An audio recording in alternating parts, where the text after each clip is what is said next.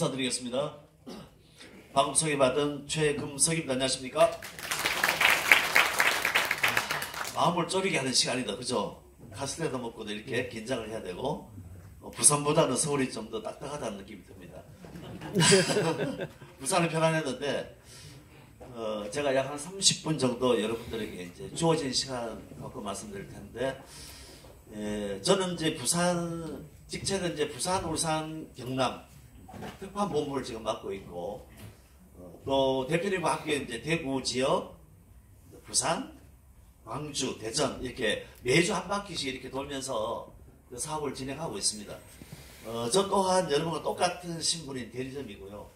그런 오늘 이 시간은 강의라기보다는 우리가 다 같이 대리점장의 신분 또는 오늘 이제 이 사업에 대해서 안내를 받고 오신 분 이분들이 각자 자기 입장에서 봤을 때 생각해보는 그런 시간, 제 어떤 설명으로 인해서 그런 시간이 되었으면 좋겠다 이런 생각을 한번 해봅니다. 저희 회사 이름이 뭐죠? 정린, 주식회사 정린. 제가 이제 최석희 대표님하고는 개인적으로 좀 그 전부터 이제 알고 지낸 사이가 있어서 제가 이제 이 회사를 만났을 때 2년 6개월 됐다 그랬죠. 2년 6개월 됐는데 100배 이상 성장한 기업이다. 무엇이 이렇게 그 짧은 시간에 100배 이상 성장시켰을까? 또 내년 4월 정도 되면 1000배 이상 성장할 수 있는 기업이다. 들어서 제가 이때까지 저도 기업에도 있어봤고 여러 가지 사업도 해보면서 느낀 부분이 우리가 1년 동안 성장할 수 있는 부분들이 극히 몇 프로 또는 몇십 프로, 많아도 몇십 프로 또는 마이너스 이런 현상인데 어떻게 그것이 가능할까 굉장히 궁금했었어요. 그래서 많은 생각도 했었고 그래서 제가 이 강의를 준비하면서 이제 그런 차원에서 제가 이제 좀 해봤습니다. 나는 왜 성장이 멈췄을까? 어떻게 하면 성장하는가? 성장에 대한 부분을 갖고 제가 한번 고민을 해봤습니다. 사실은 책에도 보니까 그런 이야기 들려있더라고요. 어떻게 하면 사람들이 누구나 행복하게 살기를 원한다는 거죠. 그럼 어떻게 하면 행복하게 살 것인가? 자기가 좋아하는 일을 하면서 꾸준히 성장하는 것이 가장 행복한 삶이다. 들어보니까 그게 맞는 것 같아요. 저도 지금까지 직장 생활을 또 긴 시간 해봤고 사업해봤지만 끊임없이 남으로부터 평가를 받는 일을 많이 했거든요. 고가를 평가를 하고 잘하면 성과급도 주고 잘못하면 페널티도 주고 이런 일을 많이 하다 보니까 우리가 재성장이라기보다는 끊임없이 겉으로 드러난 외형적인 부분들을 어떻게 할고 이제 심지어는 우리가 좀 뭐라 그럴까 부산말로 가라로 일을 만들기도 하고 막 그런 시절이 있었거든요. 제가 처음에 대학을 졸업하고 대한교육법에 입사를 했어요. 그때 이제 제가 영업수량 나가니까 실제 계약한 것보다도 가공계약이 훨씬 많더라고. 그렇게 평가받는 시절도 있었다는 거죠. 그 당시에는. 지금 많이 변화됐지만은. 제가 이제 최석희 대표님하고 같이 이제 일을 할 때와 지금 만났을 때 보니까 제가 이제 몇 바퀴 소리를 해보니까 너무 많은 격차가 있어요. 그래서 제가 이렇게 해봤어요. 나는 왜 성장이 멈췄을까? 그럼 나는 어떻게 하면 성장할 것인가? 이러한 부분을 갖고 제가 고민을 좀 많이 했었습니다. 여기 보면은 과거의 지식, 그 다음에 내가 한 경험, 읽은 책들, 저도 책 읽기를 너무너무 좋아했었어요. 물론 책을 읽고 나서 그것을 갖다가 내가 행동으로 옮겨서 습관으로 만든다는 게 참 유익하긴 한데 단지 지식적으로만 제가 살았던 것이 아닌가라는 생각을 많이 했었습니다. 제가 이제 5월 19일에 제가 이 강의를 부산에서 대표님 강의를 듣고 나서 어떤 생각이 들었냐면 과거의 지식, 그 다음에 내가 했던 경험, 읽은 책은 그 어떤 곳에도 쓸데가 없다. 이 말씀 다 하셨어요. 제가 한번 생각을 해봤습니다. 제가 지금까지 먹고 살았고 강의했고 컨설팅도 했고 많은 것들이 제가 배웠던 지식, 그 다음에 책을 통해서 또는 경험을 통해서 축적된 것이었는데 제가 그 강의를 듣고 나서 이게 아무 쪽에도 쓸데가 없다는 거예요. 굉장히 큰 충격을 받았었죠. 도대체 뭘까? 심지어는 어제까지 내가 맞다고 주장했던 것조차도 오늘은 저게 맞지 않을 수 있기 때문에 다 버린다 라고 했을 때는 정말 저주를 느꼈어요. 야, 과연 나는 어떤 삶을 살아왔을까? 어떤 습관에 의해서 하는 주어진 일을 통해서 계속 똑같은 패턴으로 와 있었어요. 그것이 1년 지나고 2년 지나고 3년 지나고 저는 그런 삶을 살았었어요. 그래서 이제 이 강의를 통해서 저는 뭘 느낀다면 드디어 제 자신을 깊게 들여다보는 시간을 가졌습니다. 그 제가 이 메타인지라는 부분도 제가 평소에 책을 통해서나 강의를 통해서 많이 들어봤지만은 그냥 지식의 어떤 습득에 불과하지 않았을까. 정말 그런 부분들은 내 자신을 자기 자신을 바라보는 거울이다. 난 그럼 어떤 거울에 나를 비춰봤을까? 정말 내가 잘하고 있는 것은 잘하는 것이 뭘까라는 부분. 대충 알지만 깊게 성찰해보지는 못했던 것 같았어요. 나의 완벽하지 않은 모습을 인정하는 것. 정말 이렇게 자기 자신을 돌아봤을 때는 완벽한 것보다도 완벽하지 못한 모습들이 훨씬 많음에도 불구하고 완벽함으로 포장해서 살아왔지 않았을까. 왜 그렇지 않으면 남으로부터 충분히 공격받을 수도 있는 이런 상황이기 때문에 그런 생각을 많이 했었습니다. 자, 그렇다면은 최고의 능력이 뭐냐? 최고의 능력이 의심하지 않는 능력이 최고의 능력이다. 정인 대표님 끊임없이 하시는 말씀이 남을 의심하지 않는 것이 최고의 능력이다. 저도 직장 생활할 때 뭐 중간 위치에 있거나 어떤 평가할 수 있는 위치에 있을 때는 끊임없이 의심하기도 하고 평가하기도 했었거든요. 근데 평가하는 부분들이 너무나 익숙해져 있었어요. 쟤는 저래서 안 되고, 쟤는 이래서 안 되고, 쟤는 기분 나빠서 안 되고, 쟤는 밥맛이 없어서 안 되고, 이렇게 끊임없이 평가하고 재단하고 하는 부분들을 너무 쉽게 해왔던 것 같아요. 부분이. 그래서 이제 그 능력이 남을 의심하지 않는 능력, 그 다음에 믿어주는 능력, 이게 최고의 능력이다. 저는 그렇게 훈련되지 않았던 것 같아요. 그래서 제가 정인을 만나서 변곡점이 바로 이러한 부분들이죠. 그렇다면 과연 나는 내 자신을 믿었을까? 끊임없이 누군가가 저를 보고는 당신은 할 수 있다라고 했음에도 불구하고 저는 부정했어요. 내가 뭘 할 수 있어? 지금까지 이렇게 살아왔는데 난 할 수 없어. 이런 생각을 많이 갖고 있거든요. 아마 여러분 중에서 혹시 그런 생각을 갖고 있을지도 모를 거예요. 이 믿어주는 능력이 굉장히 최상의 능력인 것 같아요. 그 다음에 이제 타인을 믿어주는 능력이죠. 과연 나는 완벽하지도 않으면서도 우리가 타인을 믿어주기는 보다는 끊임없이 쟤는 잘 못할 거야. 이런 생각 많이 하죠. 그래서 제가 이제 우리 구성원들 보면은 연령대가 비교적 좀 높아요. 부산 같은 경우는 특히 좀 더 높기도 하고. 강의를 보면은 끊임없이 그분은 잘할 수 있다라는 메시지를 끊임없이 주는 걸 보고 과연 대표님은 무엇을 보고 저런 평범한 사람 또는 우리가 이제 은퇴하고 나서 그 이후 삶을 사는 삶에도 불구하고 저렇게 이야기할까? 그 부분을 제가 보고 느낀 것이 바로 뭐냐면 이 타인을 믿어주는 능력이다. 라는 부분. 이런 부분들이 우리가 너무나 받으면서 살아왔다는 거죠. 학교 다닐 때부터. 그래서 제가 유튜브에 강의를 한 분이 어느 교수가 이렇게 말씀하시더라고요. 지금 얼마 전에 이제 수능 시험을 쳤잖아요. 오직 선택형으로 사람을 뽑는 이 부분은 앞으로 미래 사회, 현재 사회부터 미래 사회는 아무 쪽에도 쓸데가 없다는 거예요.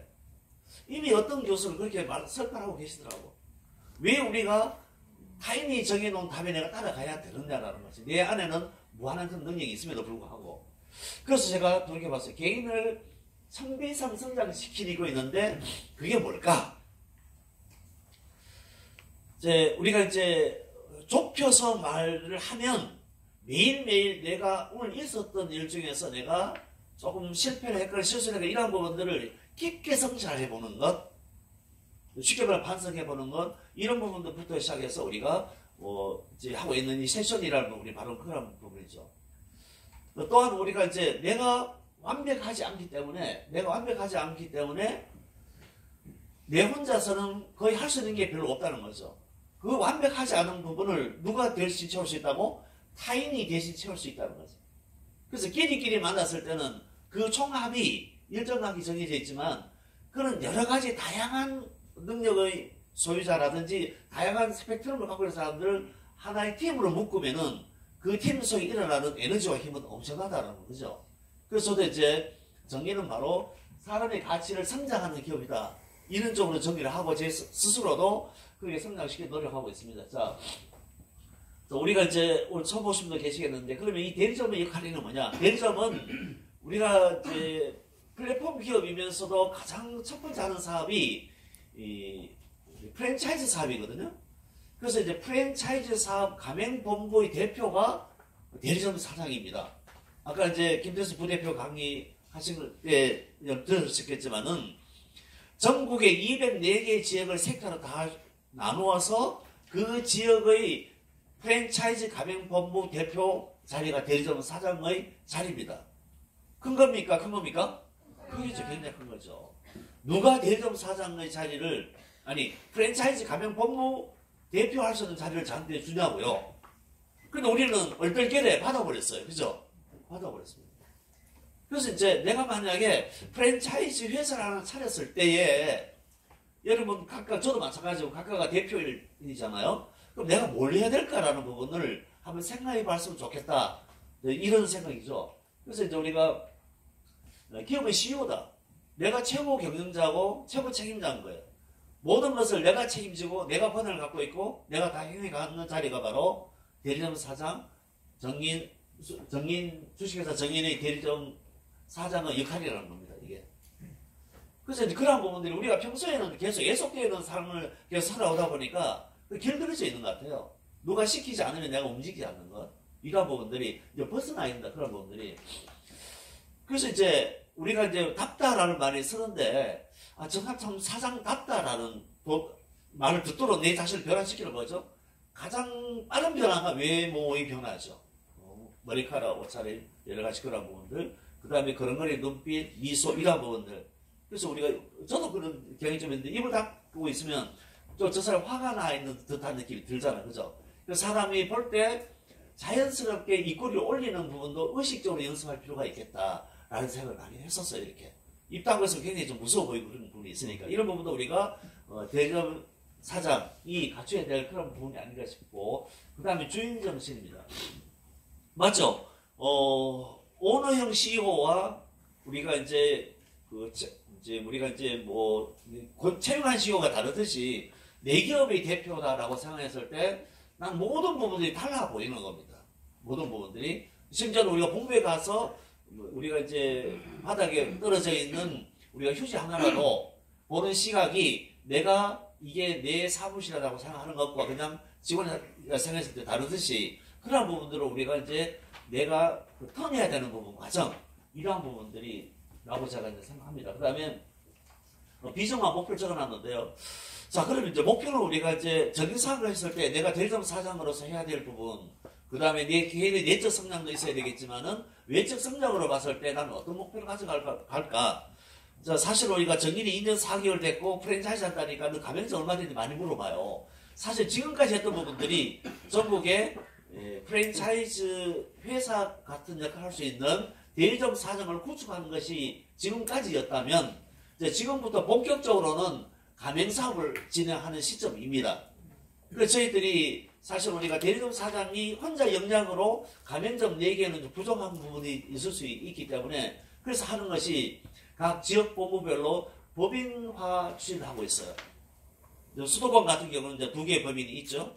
부산에도 불경 법인이 있고 대구 경북이 이번에 법인을 만들고 호남이 곧 만들 거고 충청권도 이렇게 만들어지면은 법인에서 직영점을 먼저 낼 겁니다. 그럼 우리가 그 직영점을 냈을 때 좋은 점은 리스크가 좀 해지게 되는 겁니다. 혼자 대리점이 가맹점 냈을 때 받는 중압감보다는 법인이 냈을 때는 그런 부분들이 좀 떨어지니까 거기서 이제 연습도 한번 해보는 거죠. 이렇게. 거기서 이제 성공 모델을 보고 나서 우리가 거기서 이제 가맹 모집 해도 되고 이렇게 이제 본격적으로 이제 가맹사업 할 텐데 그럼 적어도 나는 대리점 사장으로서 가맹점을 몇 개 정도를 우리가 완성시킬 것인가 라는 목표는 우리가 설정하고 가는 것이 굉장히 중요하겠다 생각이 듭니다. 공감하시죠? 그죠? 예. 우리가 이제 뒤에도 말씀드리겠지만은 우리가 대리점 사장의 주 수입원이 뭐냐라는 겁니다. 우리가 개설해준 프랜차이즈 가맹점에서 한 달 동안 매입한 식재료 매출액의 6%가 매달 대리점 사장 수입으로 들어와요. 예컨대 그것이 1,000만 원이라면 얼마 정도 됩니까? 한 60만 원 되죠. 60만 원. 뭐 10개 같으면 600만 원 되고 20개 같으면 1,200만 원이 되는 거죠. 이렇게. 이 수입이 그 다음에 내가 50개 정도를 만들게 되면은 한 3,000만 원 정도 수입이 되죠. 네. 예. 우리가 대리점 사장 자격 취득하는 것이 사실 튀김기 5개 성공에 조금밖에 되지 않지만 전국 단위로 내가 할 수 있게끔 회사 여건을 만들어놨으니까 내가 내 역량으로 프랜차이즈 가맹점을 전국에 한 100개 정도 만들어 봐야 되겠다라고 했을 때는 약 한 6천만 원 정도 또는 1억 정도 수입을 창출할 수 있는 것이 대리점 사장의 어떤 포지션입니다. 그럼 내가 충분히 직원을 고용하고서라도 만들어낼 수 있는 부분이다. 작게는 내가 그냥 등록해놓고 가만히 있는 사람이 있는 반면에 크게는 우리가 전국 단위로 시작해서 내가 프랜차이즈 회사를 만들어서 우리 BBQ나 교촌 한번 이겨봐야 되겠다 이런 마음을 갖고 할 수 있는 것이 대리점 사장의 포지션이에요. 그러면 어떤 사람, 누가 그러면은 그렇게 큰 꿈을 가져갈까요? 결국 아까 제가 말씀드린 대로 모두의 자기 성장을 현재 멈출 것이 아니라 계속 성장시키려면은 결국은 그 외형적인 부분도 목표를 갖고 가져갈 수 있다. 지역본부 내 협력자 강사 이렇게 제가 해놨거든요. 자, 우리가 지금 대리점 사장을 우리가 후원해 줄 수 있는 게 총판의 자리가 있고 본부장 자리가 있어요. 3층 구조로 되어 있거든요. 저희들이 이제 대리점 사장들이 역할을 잘 할 수 있게끔 도와줄 수 있는 포지션이 총판이고 그 대리점과 총판이 잘 할 수 있게끔 도와주는 포지션이 본부장 포지션입니다. 그럼 저는 이 본부장님이나 총판이 대리점 사장보다도 더 행동을 많이 해야 되는 포지션이에요. 우리가 직장생활 할 때는 상사 끊임없이 지시하고 이렇게 했다면은 우리 정인에서는 본부장도 대리점 사장이고 총판도 대리점 사장이에요. 이분들이 행동을 대리점 사장이 해야 될 행동을 가장 먼저 더 많이 하는 것이 굉장히 중요하다 생각을 해봅니다. 자, 그래서 이제 본부 내에서 우리가 사실은 우리가 가맹점을 유지할 수 있게끔 시스템이 다 돼 있어요. 여기가. 강사도 돼 있고 그 다음에 주방도 돼 있기 때문에 시험도 보여줄 수도 있고 이런 건 다 돼 있어요. 이런 부분들에서는 이제 우리가 내가 직접 연결하는 사람이 없어도 여기 와서 내가 그 역할을 해야 된다라는 겁니다. 이렇게 어떻게 보면 그 사람 보고 우리가 내가 도와주는 것이기도 하지만은 내가 만약에 그런 역할이 됐을 때 도움을 받을 수 있는 역할도 되니까 그래서 이제 우리가 지역본부 안에서 협력자 강사도 돼야 되고 그 다음에 조직의 충만 육성입니다. 우리가 지금 정인이 가고자 하는 것은 어떤 목표가 끝이 아니고요.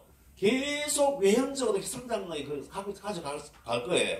지금 여러분 좀 더 들어보시면 알겠지만은 저도 어제 부산에서 어제 올라왔거든요. 어제 오후 3시에 제가 평소에 알고 지내던 그 리더급 지인을 본사로 초대해서 대표님하고 미팅을 이렇게 시켰습니다. 시켜갖고 그분 아마 해외 사업 쪽으로 관심이 있어갖고 뭐 시간 속에 제가 그쪽으로 루트를 열어서 또 진행할 텐데 우리는 국내 사업뿐만 아니고 그 해외 사업도 굉장히 많이 열려져 있고 프랜차이즈 가맹점만 되는 것이 아니고 아까 말처럼 B2B 특판적으로 연결되어 있기 때문에 다양한 모든 분들이 다 여기 와서 자기 역할을 할 수 있게끔 회사는 엄청나게 많은 룸을 열어놨습니다.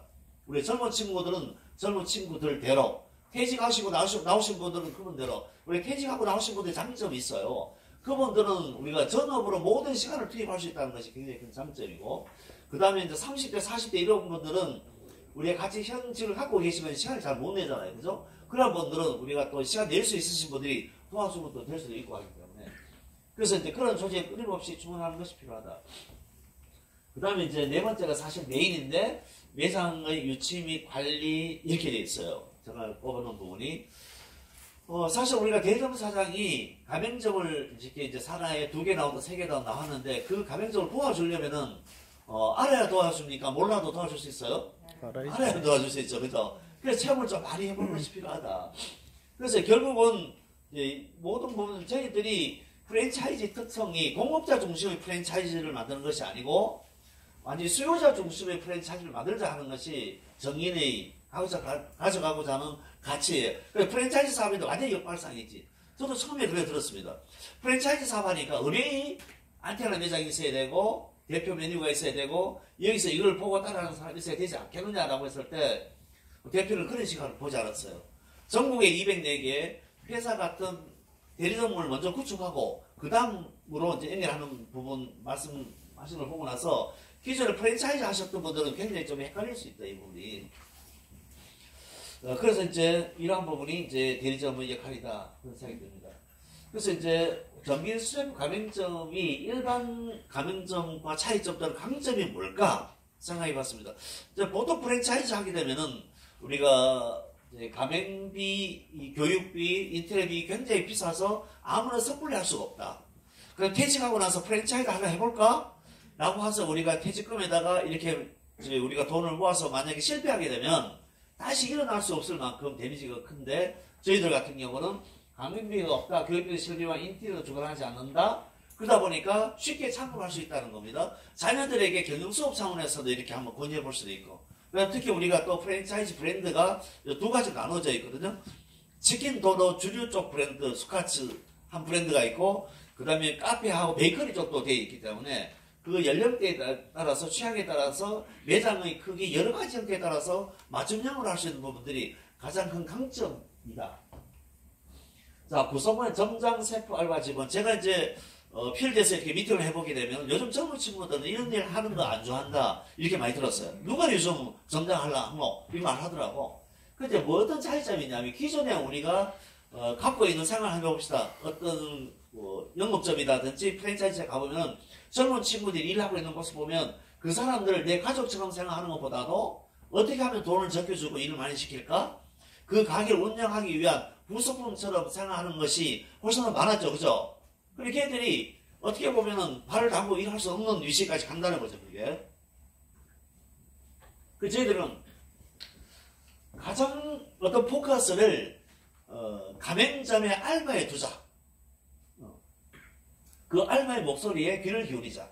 걔들 인격적으로 대우하고 일하기 좋은 환경, 타 어떤 그런 가맹점보다도 수입을 좀 더 제공해서 그 사람들이 자존감과 만족감을 느낄 수 있는 환경을 만들어 보자 라고 하는 것이 우리 가맹점의 포커스예요. 그래서 이런 부분 역시 마찬가지로 이 가맹점이 일어나는 어떤 개선점이라든가 이런 부분들을 가맹점 점주, 그 다음에 우리가 주방에 있는 셰프, 알바까지도 동일하게 모든 부분들이 동일선상에서 대화할 수 있는 환경을 만들어서 개선하도록 하자. 기존하고는 완전히 다른 부분이죠. 이러한 부분들을 우리 회사가 만들어 보겠다라는 겁니다. 제가 3층 지원해놨는데요.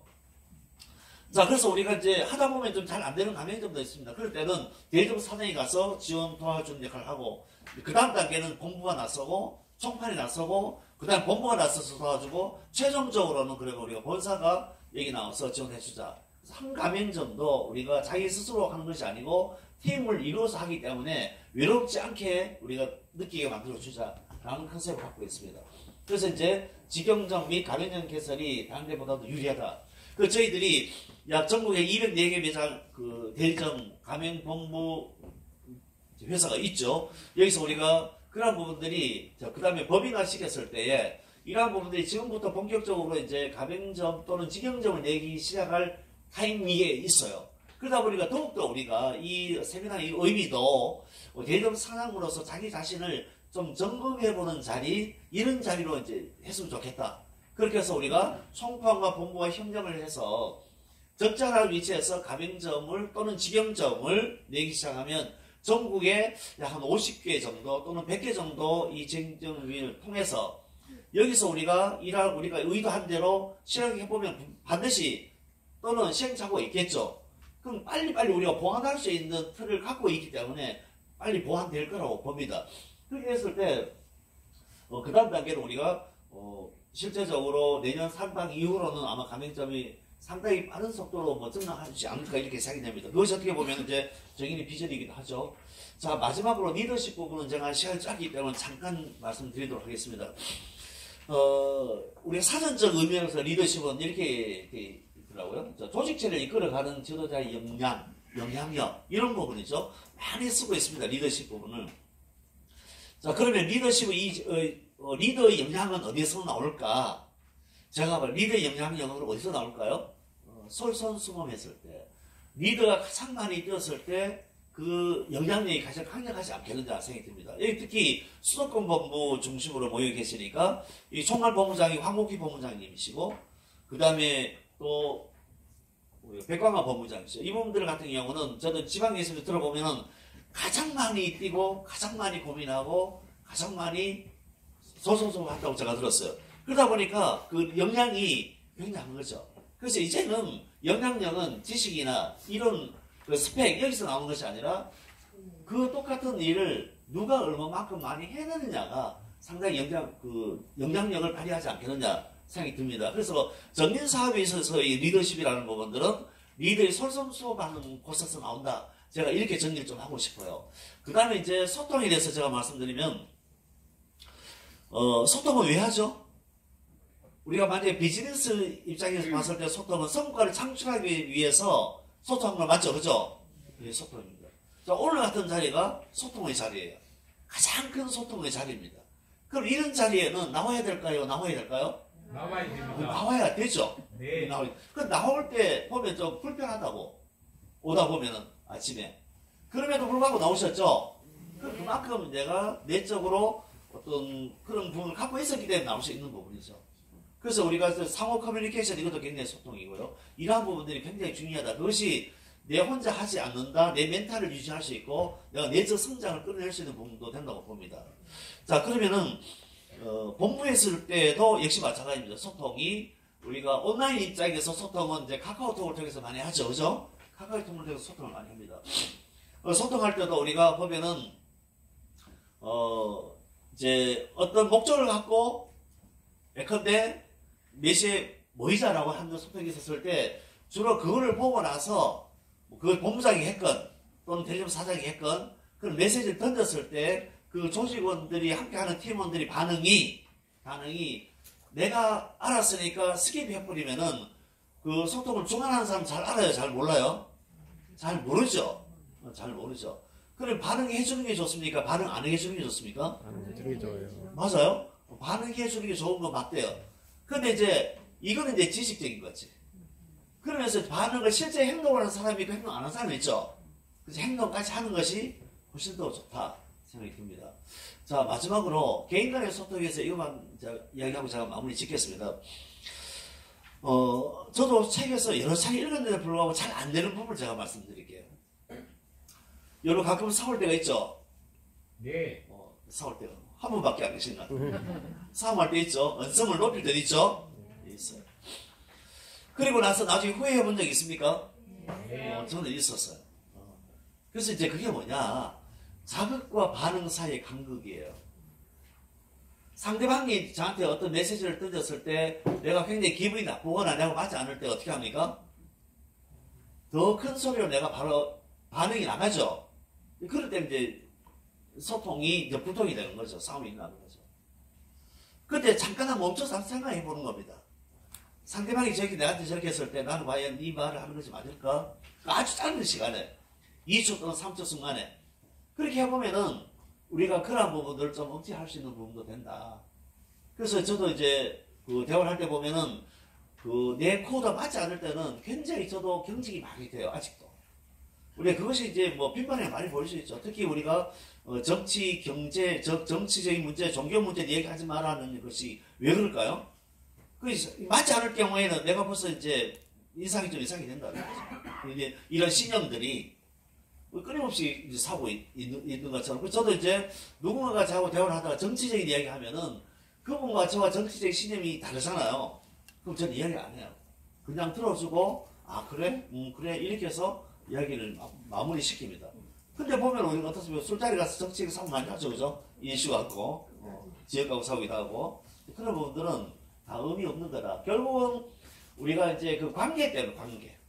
사람과 사람의 관계에서는 이어주는 것이 소통인 거거든요. 소통인 것은 아까 제가 모두에 말씀드린 것은 끊임없이 사람에 대한 이해. 저 사람이 나와 다르구나. 난 A라고 생각했는데 저 사람 B라고 생각하는 거지. 어떻게 해서 네가 B라고 생각했는데 물어보면은 그렇대요. 아, 그렇게 생각할 수도 있었구나. 관점을 조금만 바꾸게 되면 그 사람을 이해할 수 있다. 관점을 바꿔도 이해 안 될 수도 있죠. 그것이 이제 대표님 말씀하는 것처럼 스펙트럼의 폭인 것이. 양극단에서 전혀 맞지 않는데 전체 안에 어우러졌을 때는 가장 아름다운 모습을 만들어내는 거죠. 그래서 이제 우리가 이 소통 부분에 있었을 때도 상대방을 좀 우리 사원에도 있듯이 좀 배려하는 마음, 그 사람 입장을 좀 이해해주는 마음, 그 사람을 좀 더 들어줬을 때는 내가 상황에 대해서 이해가 된다는 거죠. 여러분도 얘기 들어보셨잖아요. 지하철 안에서 엄마가 애가 지하철 그 통로를 막 뛰어다니면서 울고 막 이렇게 다녀요. 그래서 주의사는 그러죠. 왜 저렇게 애를 저렇게 가만히 두냐고. 엄마가 좀 통제하지. 이렇게 얘기할 수 있잖아요. 그때 옆에 있는 사람이 얘기해 줍니다.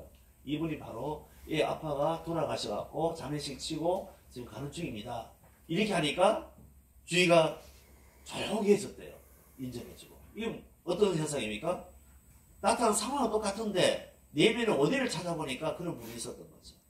그래서 우리가 조금만 더 상대방에 대해서 귀 기울여서 그 사람 이야기를 들어서 상황을 이해하게 되면은 충분히 공감할 수 있고 어떤 개인 간의 소통도 잘 되지 않겠나 그런 생각을 해봤습니다. 하여튼 뭐 우리가 이 대리점 사장은 프랜차이즈 대표다라는 생각을 갖고 이러한 부분들을 갖고 제가 드린 말씀 중에서 좀 더 스스로가 깊이 성찰해 볼 수 있는 그런 시간이 되었으면 좋겠습니다. 이상입니다.